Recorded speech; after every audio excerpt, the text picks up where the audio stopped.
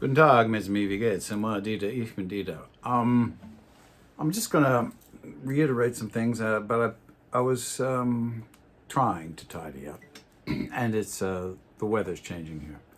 So a lot of things that we forget to do, and I believe a lot of things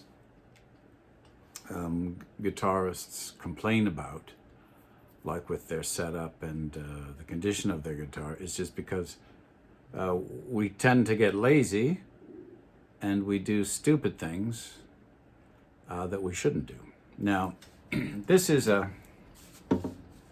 I'm sure I could convince someone, if they didn't look inside at the label, that this is an old Martin, because it's the 13th Norman that was ever made in 1973 or 70, I think it's 73. And I think I said before when I bought this, it was $800. It was their most expensive guitar back then. And I picked it over a Guild that cost more and a Martin that cost more, because this one I thought sounded better. And now with the knowledge I have now, I bought this when I was 17. So do the math, it's 50 years old now. Stood up remarkably well, so nothing wrong with the craftsmanship here. It's been abused. It had a checked finish, and this is what got me into my scraping thing.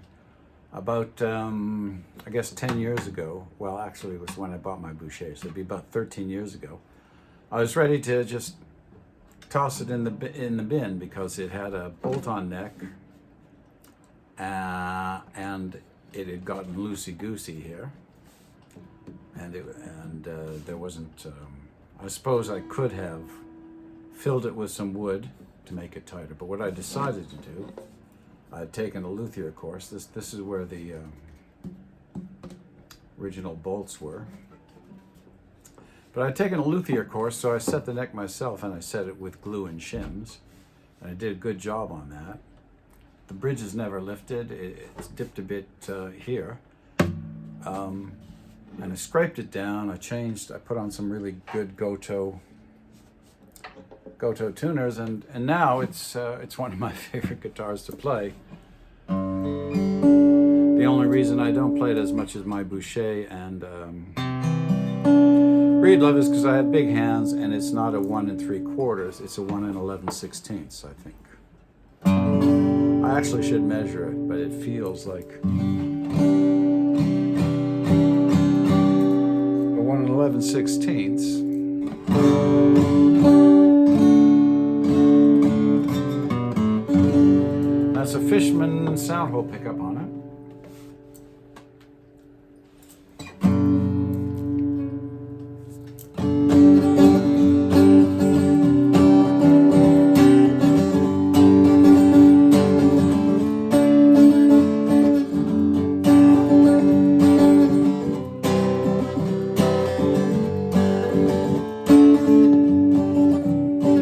And I like this guitar so much.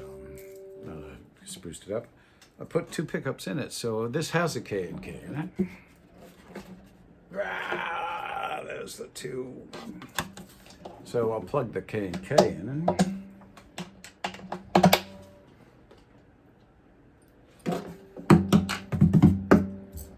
And K&K is a good pickup.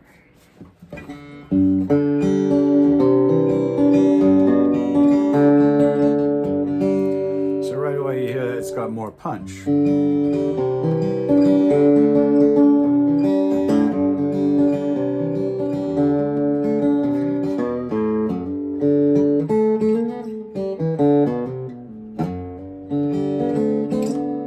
Now the finish got checked on this, and it didn't have a lot of finish on, but I scraped it down. It's almost to the bare wood, and it sounds amazing. And it's actually better than when I bought it 50 years ago. So this video is about is taking care of your stuff. And the only time this really got damaged was when I was in a band and I lent it to our lead guitar player who didn't have a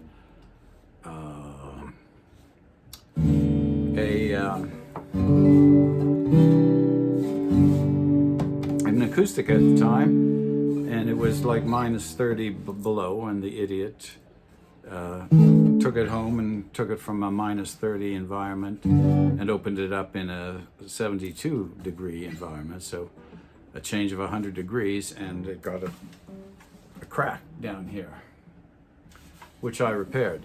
So this is what I was getting at. Like most of the problems we create ourselves.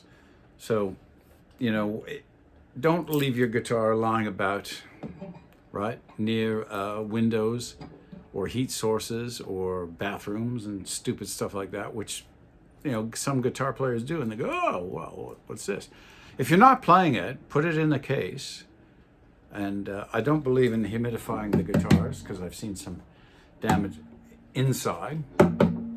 Put a humidifier in the case, or just put it in a case without a humidifier and have the relative humidity in your room where you store it at around 40%, and the temperature around 72 degrees Fahrenheit, and you'll be gold. Nothing should happen to it.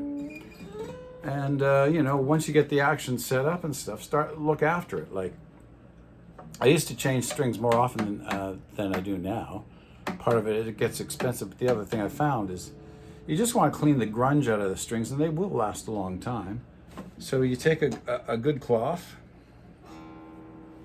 you know, and put, you don't have to buy Fast Fret or anything like that, because all it is mineral oil. I've told you that before. Put a little bit of mineral oil and you will clean your strings. And when you store it, if you're not going to play it for a long time, don't take all the tension off, but I would tune it down like a step and a half, because the guitar is constructed, it's used to have the tension on it. And I don't think you should take the tension right off. You should just slacken it a bit. Like take it down a couple of pitches and then tune it up. When you pull it out, and you just may find, like me, okay, I did have to refret this because it had been played a lot. But I'm extremely happy with this guitar, and it sounds as good as it ever did. It plays as well as it ever has.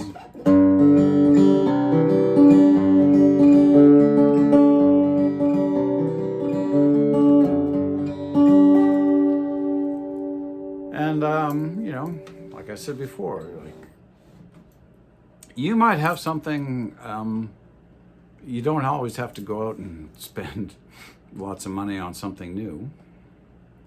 I mean, I wanted Boucher because I saw them and they were gorgeous. And, but then I realized, you know, this was an old friend and it was my first good guitar, so why should I get rid of it? So, you know, I put about $1,000 into it and did a lot of the work myself, and then very glad I did. I didn't do the refretting job myself. So,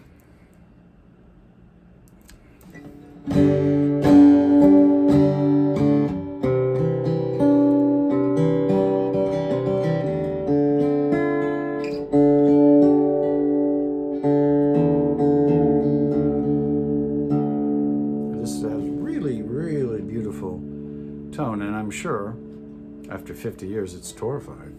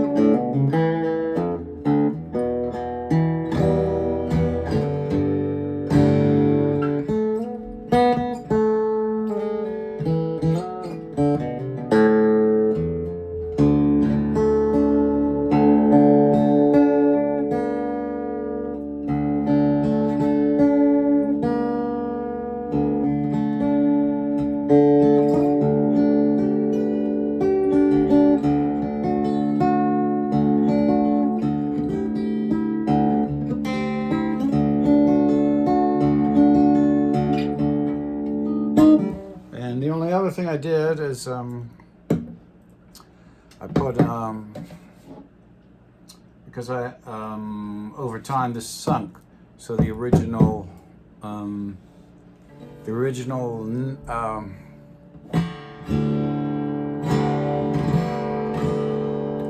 I'm losing it. I can't even think. I was going to say that. I put in a bone nut and it's not a bone saddle, it's a tusk saddle, because I had to get a higher saddle because over the years this had sunk a bit. So yeah, there's always something you can do.